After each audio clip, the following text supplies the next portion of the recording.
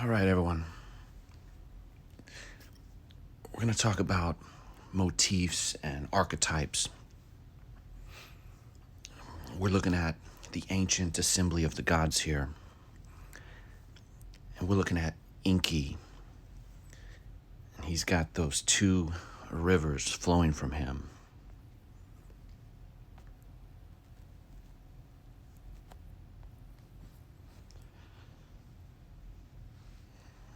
On the left, you have the master of animals.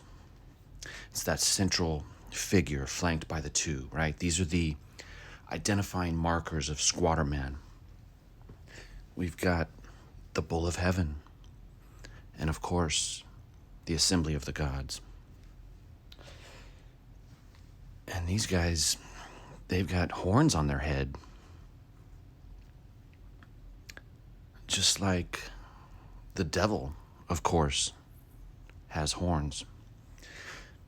This guy is Dr. Irving Finkel. He's a scholar and he's a curator at the British Museum. Super cool, very smart. This guy's awesome. He looks like a wizard. And he talks about the library of Ashurbanipal. Ashurbanipal is considered the last great Assyrian king. And he was on a mission to put together this epic library of documents, tablets in cuneiform and other languages. Now, he's named Ashurbanipal for a reason. I mean, Ashur is a Google search for Ashur God. This is the same type of iconography you get when you look up the Zoroastrian gods, or rather God.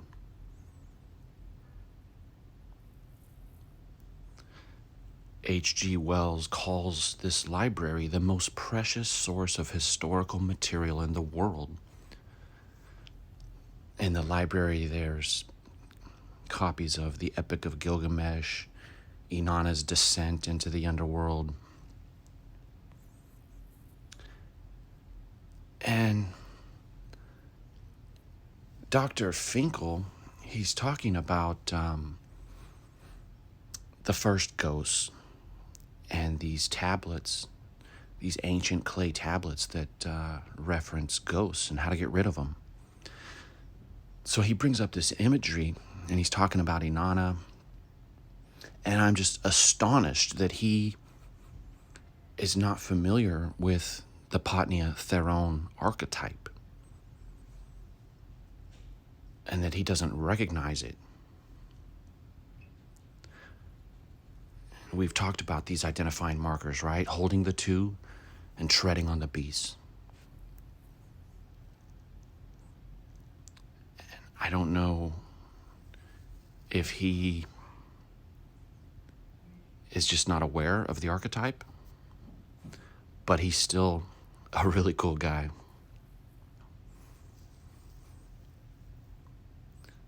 And so the scholars will tell us they have no idea where this archetype comes from. This is one of the books I've been reading, Gods of the Cataclysm. It talks about the sky gods in the north and the child of the sky. A trident-carrying bull image.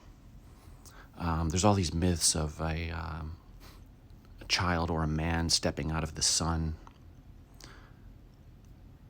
And so I believe this comes from the squatter man emanating not from the sun, but from the assembly of the gods.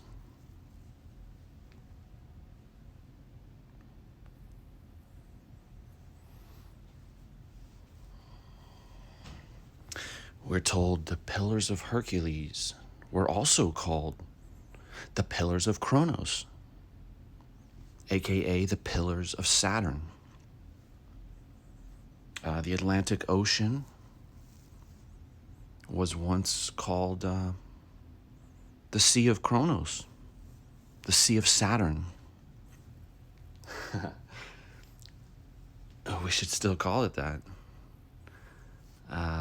This is a tablet talking about the flood, and that the gods were stretched out motionless, pressing one against another like dogs. Ishtar wailed.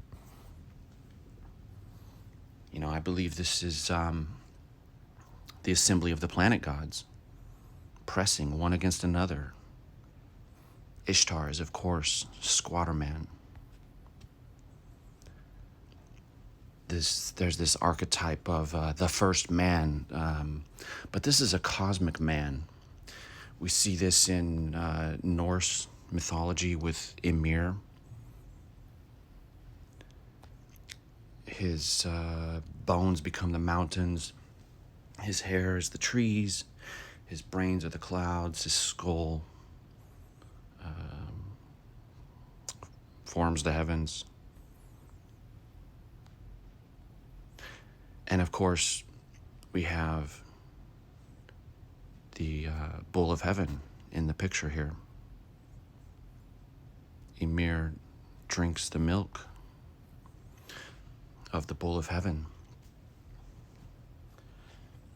This is that cosmic mountain that I talk about, that the Squatter Man emerges from. We see this archetype in the Zoroastrian Gaiomart. Lived for 3,000 years.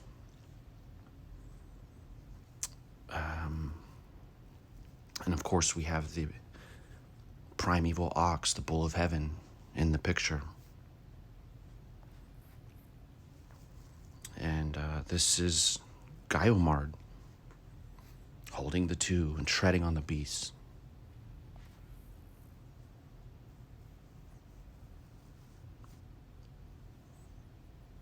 So I believe this is that cosmic mountain, Mount Meru, Mount Sumeru, that ultimately gives us Squatter Man,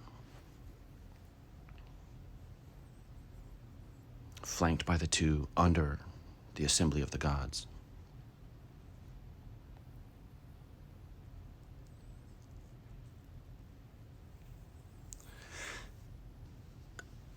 Back to Ashurbanipal. It's really interesting because he talks about,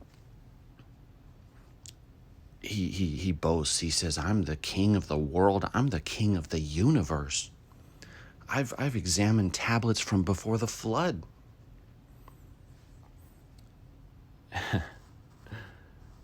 And so I'm still trying to read all of this type of content.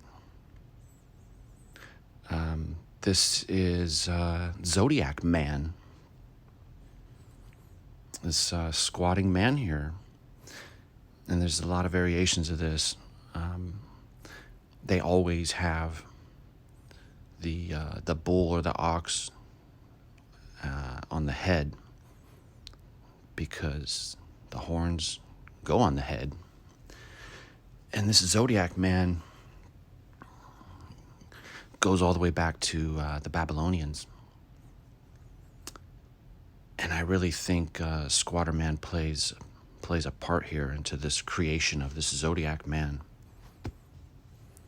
I mean, this one is holding the two and treading on the beast. It's the same archetype as this cosmic man, but the horns are always on the head.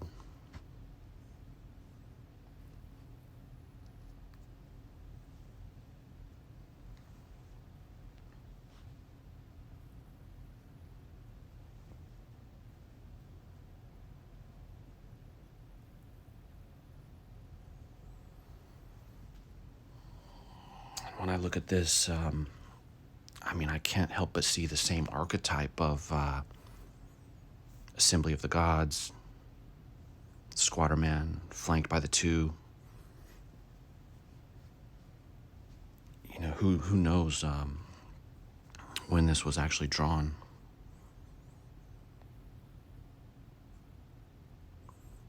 Apparently this is from China. Same archetype. Right, and as I've said before, the bird at the top is a symbol of the winged disc of the assembly of the gods, the divine council. And you see it with the symbol in Mexico where the bird is standing on the cactus holding the snake in his mouth.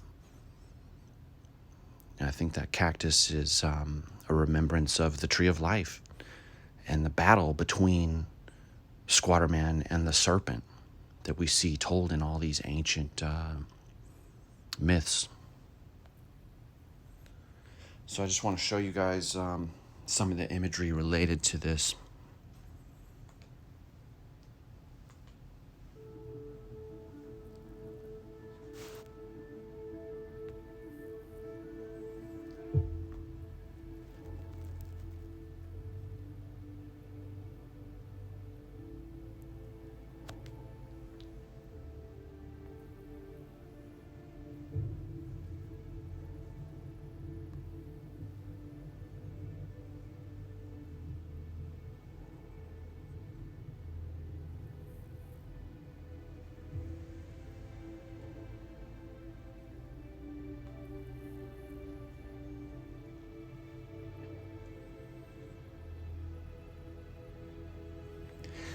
I don't know if there was an animal on the left, it broke off.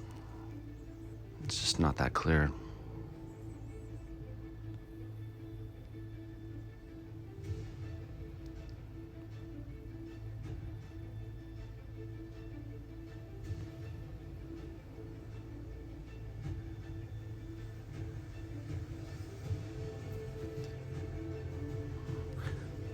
Squatter Man stepping out of the sun, but it's not the sun, it's the divine council.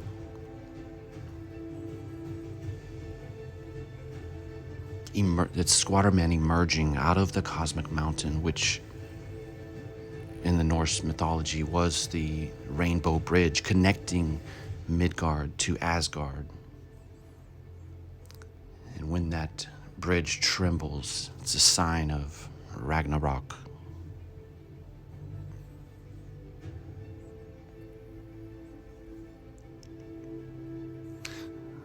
So I believe this is Vishnu and Shiva and Rudra and 1,000 other names.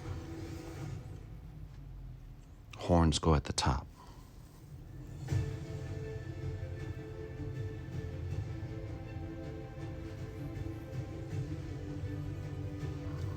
I mean, there's a lot of variation in the evolution of this whole thing.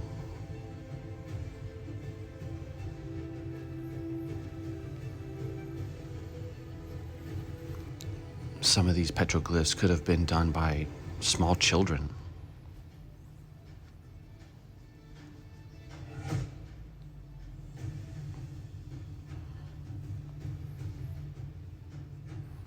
In the Epic of Gilgamesh, we have Inanna, the Squatter Man, asking the high god Anu for the Bull of Heaven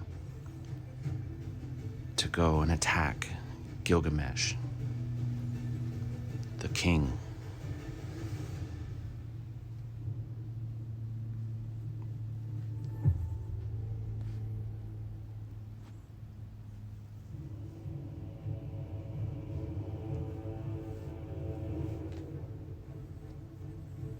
This is kind of a degraded symbol at the top here of the assembly.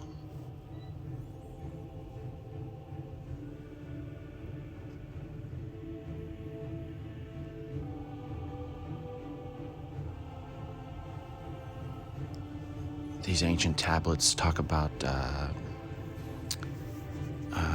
the king list. Once the kingship fell from heaven, right? This is a depiction of that kingship that fell, that once was the Lord of the earth. This is the god Ea that gave warning of the coming flood.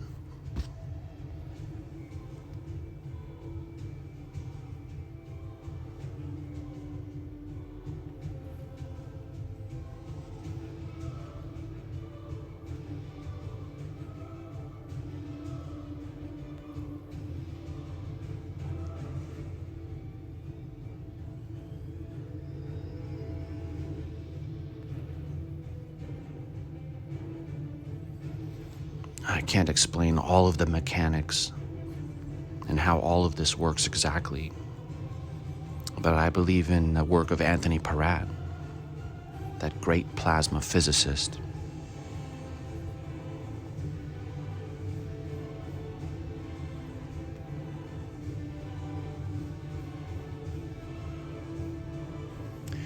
And I just think it's important to understand origins and to continue to try to work all of this out.